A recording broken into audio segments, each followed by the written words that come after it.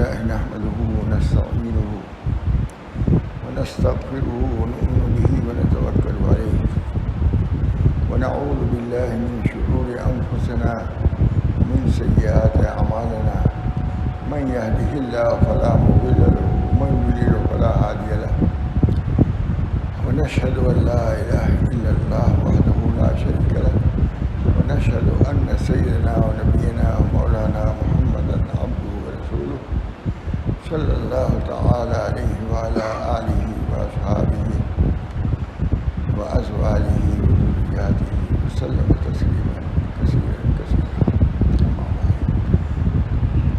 قال النبي صلى الله عليه وسلم من بنى لله مسجدا بنى الله له بيتا في الجنة أو كما قال عليه الصلاة والسلام. دوستو بزرگوں عزیزو، اس مسجد میں میرا خیال بیان 20-25 مرتبہ ہو چکا ہوگا. جیسے تعمیر ہوئی ہے کہ ہر سالیانہ اور درمیان میں کبھی آتا ہے تو یہاں بیان ہوتا ہے.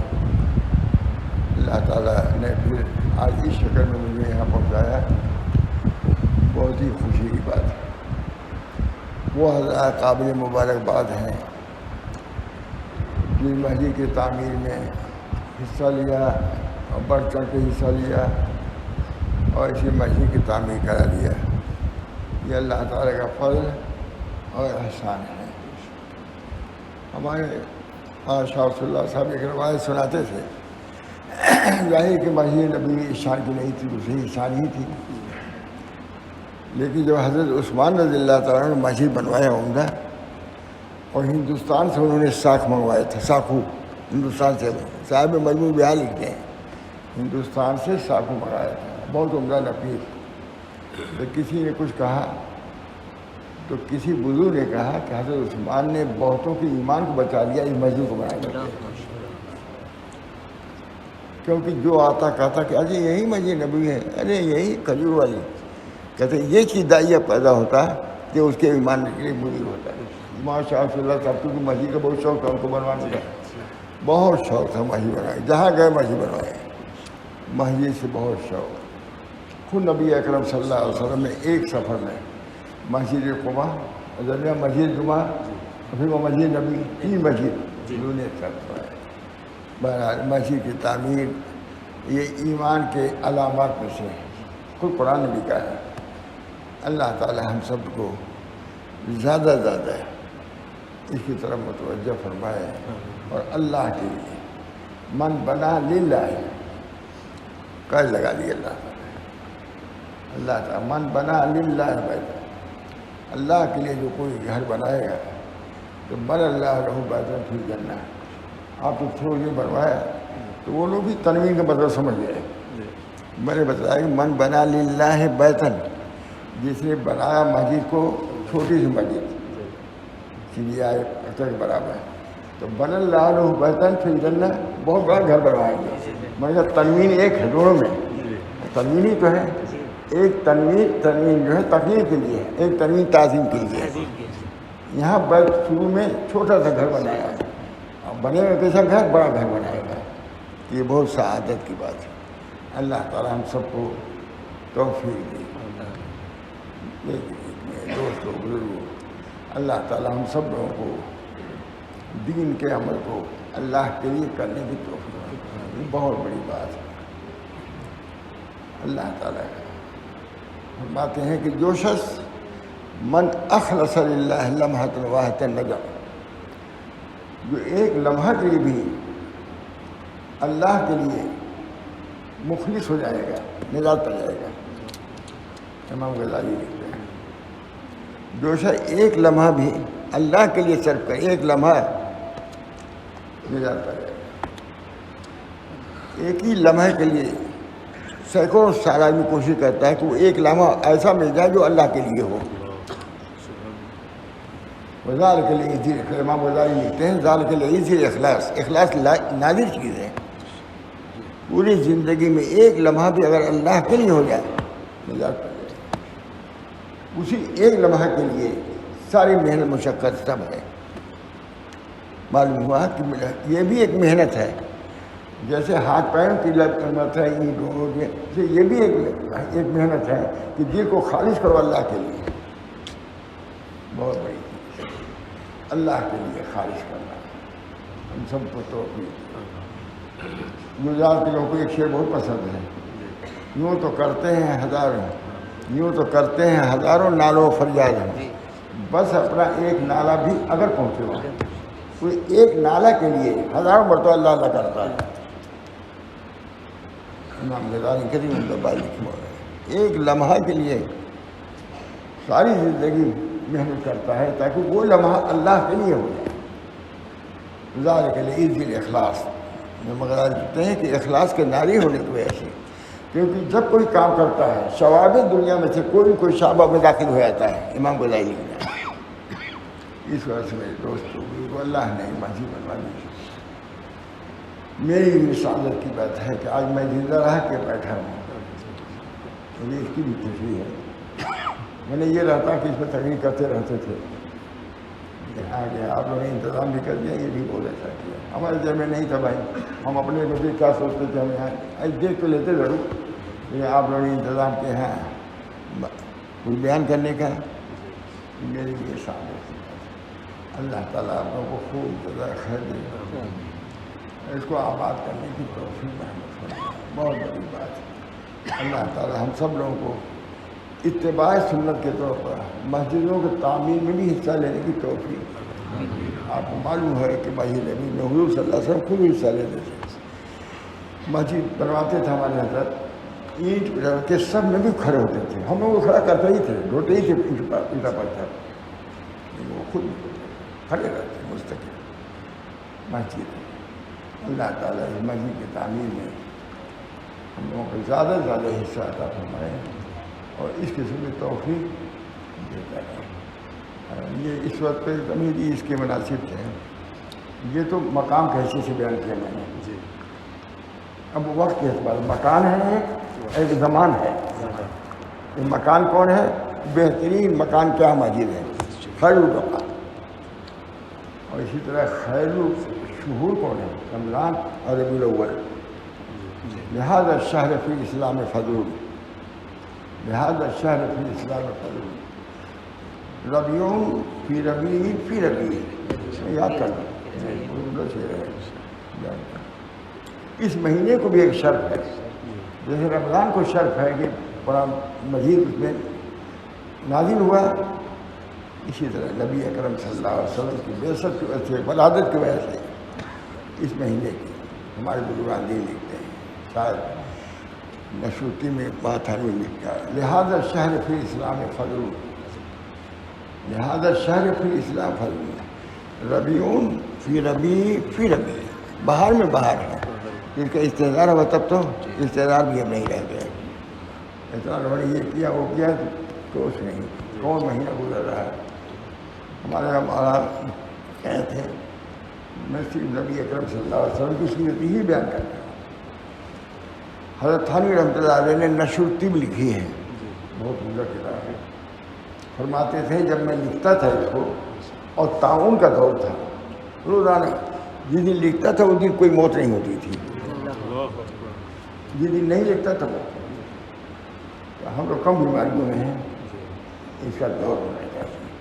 نبی اکرم صلی اللہ علیہ وسلم کا ذکر پاک ہزاروں آفات اور بلیات کا علاج ہے، اللہ ہم سب کو توفیق۔ اس بنا پر میں نے چاہا یہ کہ مکان کا حق کسی درجے میں حق ادا ہوا، اب کچھ زمان کا حق ادا ہو کہ نبی اکرم صلی اللہ علیہ وسلم کی سیرت، جو شیخ عبدالحق محدث دہلوی جو عاشق رسول تھے، مدینہ منورہ میں تھے، ان کے شاگرد ان کے استاد نے کہا کہ ہندوستان چلے جاؤ۔ کیا حضرت میں کیا جاؤں ہندوستان، میں اس در کو چھوڑ کر ہندوستان جاؤں؟ اور یہ بھی معلوم تو بڑے بڑے واقعات ہیں، یہ تو اتنا کہنے میں کوئی حرج نہیں کہ حضور اکرم صلی اللہ علیہ وسلم کو ان کو زیارت ہوا کرتی تھی، کہا یہ دور مجھے کہاں ملے گی؟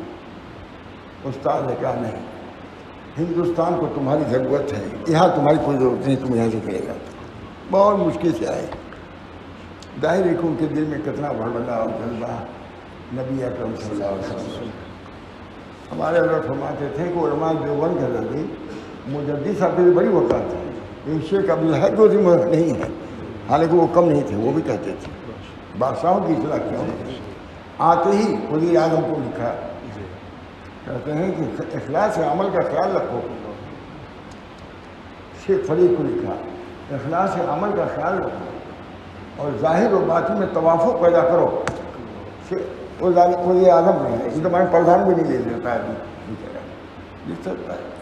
یہ شان تھی، اخلاص عمل کا خیال رکھو اور ظاہر و باطن میں توازن پیدا کرو، توافق پیدا کرو، اور عجزیہ کو بھی پیش نظر رکھو، جزاؤں کو بھی۔ لوگ بہت سمجھتے ہیں کہ اعمال کو درجت نہیں، اللہ چاہتا ہے کہ اعمال پر بھی نظر رکھو اور جزاؤں پر بھی، کہ اللہ تعالیٰ اس کی یہ جزا دے گا۔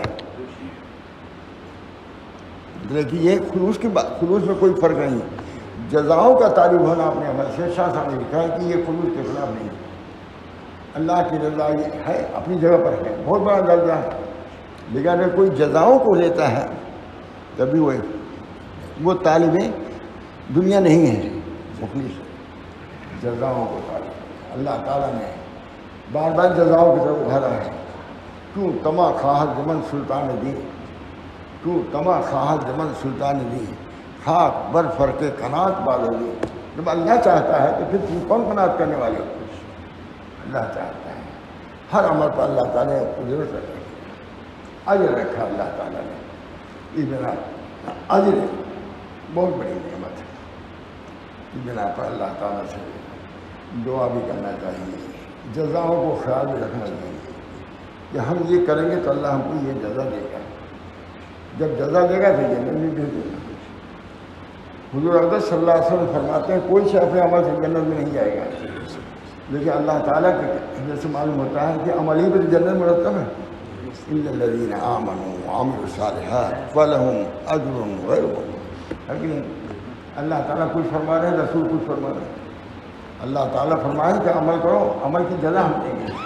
ضرور فرماتے ہیں کوئی اپنے عمل سے جنت نہیں جائے گا۔ میں نے کہا مختصر یہ ہے کہ اللہ تعالیٰ اپنی شان ربوبیت سے فرما رہا ہے اور حضور صلی اللہ علیہ وسلم اپنے شان ابدیت سے فرما رہے ہیں۔ اللہ تعالیٰ یہ فرما رہا ہے کہ میرے بندے مشغول ہیں، پریشانیاں ہیں، بیماریاں ہیں، اسی میں مجھ کو یاد کرتے ہیں، تو مجھ کو کیا پڑے گی نہ مانوں کو۔ اور حضور صلی اللہ علیہ وسلم فرماتے ہیں کہ اللہ کی وہ ذات ہے کہ ہمارے عمل کو وہاں کیا وقت ہے۔ ایک کوڑا زمین جنت کی دنیا مافیا سے بہتر ہے، ایک کوڑا زمین دنیا مافیا سے بدتر۔ اس بنا پر حضور اقدس صلی اللہ علیہ وسلم کہتے ہیں ہمارے عمل ہی کیا ہے، اللہ رب ہے، حاکم الحاکمین ہے، ہمارے عمل ہی کیا ہے۔ اللہ تعالیٰ فرماتے ہیں بندے معذور ہیں، بیمار ہیں، پریشان ہیں، تب بھی مجھ کو یاد کرتے ہیں کہ ایک مرتبہ سبحان اللہ کہنے سے اللہ بخش دے تو گنجائش ہے۔ حضرت گنگوئی فرماتے ہیں ایک مرتبہ اللہ کہنے کو دنیا و مافیا بہتر سمجھو۔ وظیفہ نہیں پڑھ سکتے 10,000، ارے 100 مرتبہ پڑھ لو، وہاں تھانوی نے لکھا 50 مرتبہ پڑھ لو۔ یہ حضرت تھانوی وغیرہ کے اندر رخصت پر عمل تھا۔ اللہ تعالیٰ چاہتا ہے کہ جیسے عزائم پر عمل ہو، رخصت پر بھی عمل ہو۔ رخصت وہ بھی عزائم بھی اللہ کے اور رخصت بھی اللہ کے، ایک کو لینا جیسے سونا ہی بے ادبی کی بات ہے۔ رخصت کو لینے میں اپنی ابدیت کا اظہار ہے، یہ اللہ ہم کمزور ہیں، اللہ تعالیٰ نے کیا۔ اس بنا کو میں چاہتا ہوں کہ شیخ عبدالحق محمد دہلوی نے جو لکھا ہے حضور کے متعلق سوال سنا دیں تاکہ ان کو بھی ثواب ملے اور ان کی بات یہاں پہ پہنچ جائے۔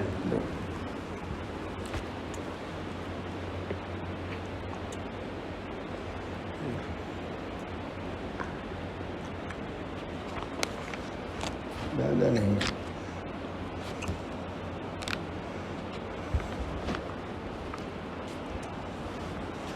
یہ کتاب میں رحمۃ اللہ للعالمین سے لیا ہم نے اور بہت عمدہ ہے۔ الحب و اساسی، بہت طویل حدیث ہے، اس میں حضور نے فرمایا کہ یہ میری صفت ہے، یہ میری صفت ہے، بہت ہے، طویل ہے۔ اس میں سے ایک یہ ہے الحب و اساسی، محبت میری اساس، میری بنیاد محبت ہے۔ میں نے جب یہاں ایک معاملہ ہوا تھا یہی حدیث پڑھی تھی الحب و اساسی، میں نے کہا میری بنیاد حضور تو یہ فرما رہے ہیں کہ الحب و اساسی، یا تم لوگ میرے ساتھ یہ معاملہ ہے؟ حضور تو فرماتے ہیں انک لعلی خلق عظیم، حضور فرماتے ہیں وہ اس طرح تین چیز پڑھا تھا میں، اور سیدنا عبد القادر جیلانی کا ایک کو کیا تھا، کیونکہ یہ سیدنا عبد القادر جیلانی فرماتے ہیں کہ اے آسمان آؤ، اے ستاروں آؤ، اے چاند آؤ، اے سورج آؤ، سب مل کر کے حضور اکرم صلی اللہ علیہ وسلم کی دیوار جو منحنی ہو رہی ہے ٹرین ان کو سیدھی کر دیں گے۔ میں نے کہا وقت اس کا یہ جو آپ کر رہے ہیں اس کے بالکل برعکس نہیں، نبی تو یہ فرما رہے ہیں، سیدنا عبد القادر جیلانی تو یہ فرما رہے ہیں، آپ کیا کہہ رہے ہیں؟ مسجد دوسری تھی، اللہ تعالیٰ کا شکر، یاد نہیں آ گیا۔ الحب و اساسی، یہ تیسری صفت حضور صلی اللہ علیہ وسلم کی ہے، الحب و اساسی، محبت میری بنیاد ہے۔ اللہ تعالیٰ نے اپنی محبت کا بندوں سے ہونا اور بندوں کی محبت اللہ جل سے ہونا ہر دو امور کو ثابت فرمایا ہے۔ فَسَوْفَ يَأْتِ اللَّهُ بِقَوْمٍ يُحِبُّهُمْ وَيُحِبُّونَهُ، ایک قوم آئے گی جو وہ اللہ سے محبت کرے گی اور اللہ ان سے محبت کرے گی۔ قرآن احادیث پاک میں بھی اس امر کو وضوح کے ساتھ بیان فرمایا ہے، ان احب الاعمال اللہ الایمان باللہ، ثم الجہاد، ایمان اللہ پر، احب العمل اللہ ما دام علیہ، کہتے فرماتے چلے جا رہے ہیں۔ اس آیت میں انسان کی اس محبت کا جو اسے مادر و پدر کے گھر میں ہے، اس آیت میں پوری آیت وہی ہے، اس آیت میں انسان کی اس محبت کا جو اسے مادر اور پدر، دختر اور پسر اور خواہر اور خیر، بہن بھائیوں کے ساتھ جو ہوتا ہے، ان سب اشیاء کی محبت کا ہونا ایک فطری راز ہے۔ اس کے بعد احبیت کا مسئلہ شروع ہوتا ہے۔ محبت تو سبھی سے، بھائی بہن کہ رسول کی محبت ان تمام مواقع سے زیادہ ہونی چاہیے، محبت سب سے ہو، لیکن حضور اقدس صلی اللہ علیہ وسلم کی محبت کی عصمت آج ثابت ہونا، برتر ہونا یہ دین فرماتے ہیں الغرض، کچھ لکھنے کے بعد فرما رہے ہیں، دیر ہو رہی ہے۔ الغرض محبتی قوت القلوب ہے، محبتی قلوب کی محبت، الغرض محبتی قوت القلوب ہے اور محبتی غذاء الارواح ہے۔ یہ محبت جو ہے اس کا کتنا درجہ ہے اللہ کا ہے۔ الغرض محبتی قوت القلوب ہے اور محبتی غذاء الارواح ہے، محبتی حیات الابدان ہے، بڑوں کے حیات محبت نہیں خالی تم جانور برابر۔ محبتی دل کی زندگی ہے، محبتی زندگی کی کامیابی ہے۔ محبوب ترین کتابوں میں سے یہ کتاب مولانا علی میاں کو تھی، اپنے ماں سے کہا اماں اس کو خرید دیجیے، رحمۃ اللہ علیہ، اسی چیز کا محبتی زندگی کی کامیابی ہے، محبتی کامیابی کو دوام و بقا کا تاج پہناتی ہے، محبتی بقا کو تخت ارتقا پر پہنچاتی ہے، بلندی پر پہنچاتی ہے۔ ناظرین کتاب کی حضور صلی اللہ علیہ وسلم کے الفاظ الحب و اساسی پر ایک بار اور نظر کریں، کیا فرما رہے ہیں؟ ایک بات کہ جس ایوان عظمت شان کی بنیاد،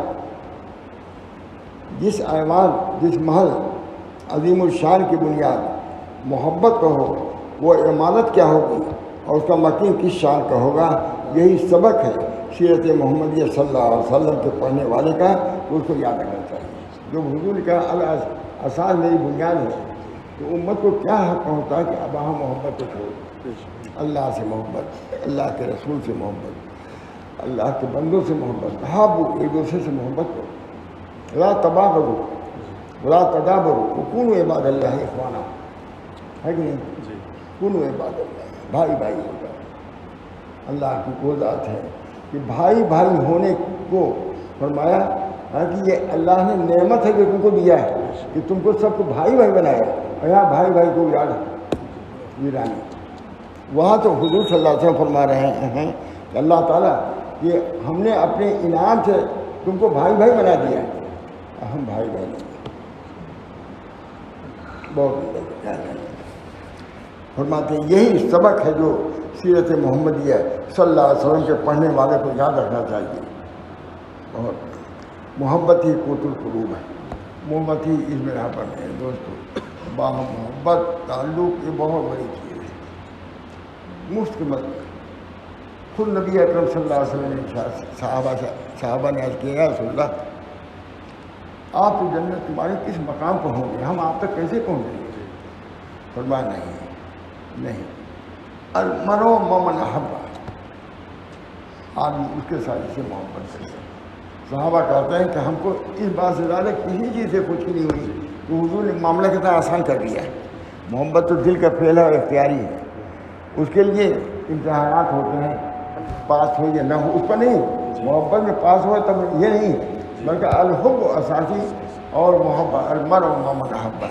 سب سے زیادہ مجھ کو ہم سب کو خوشی ہوئی اس دن جب کہ نبی اکرم صلی اللہ علیہ وسلم فرمایا المرء مع من احب. اس بنا پر بہت ہی آسان نسخہ ہے. دل میں کوشش کرو, اللہ تعالیٰ ہم کو باہم محبت کی توفیق میں محبت پر.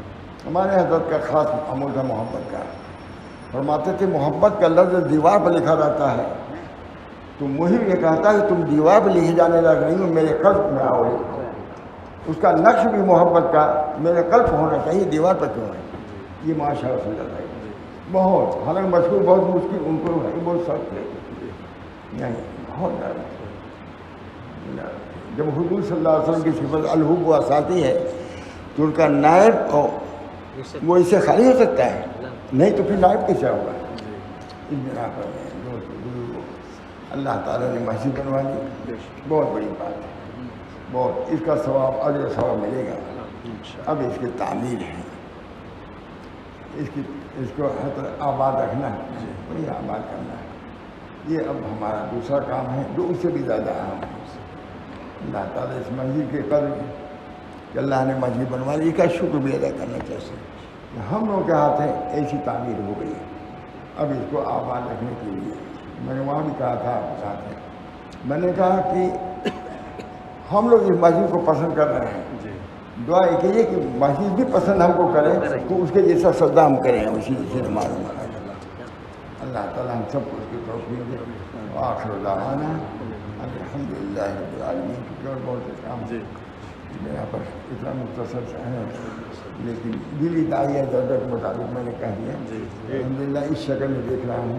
اس شکل میں دیکھنے میں تھی عمر رہی تب تو دیکھا نہیں.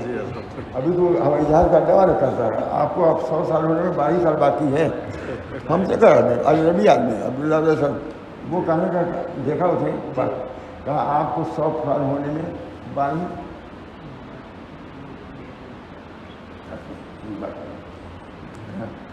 سمجھے.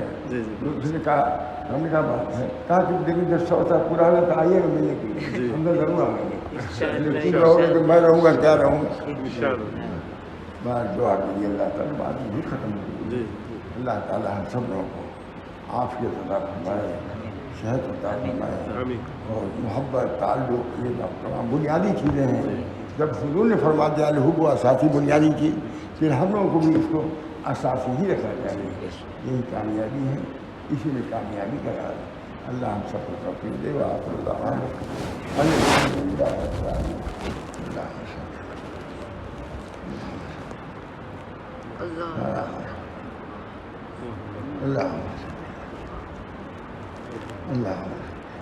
اللہ کا فضل ہے اس مہینے میں نبی اکرم صلی اللہ علیہ وسلم کا ذکر, وہ بھی خصوصی صفت پر ذکر. یہ ہمارے لیے سعادت, آپ حضرات کی سعادت. اللہ تعالیٰ یہ صفات حسنہ کو جو خاص امتیوں میں سے ہم ہیں, یہ صفات حسنہ ہمارے دلوں میں آئیں اور اللہ تعالیٰ اس کے فضل و برکات سے دنیا میں بھی آخرت میں مستفید فرمائے. آخر دعوانا الحمدللہ رب العالمین.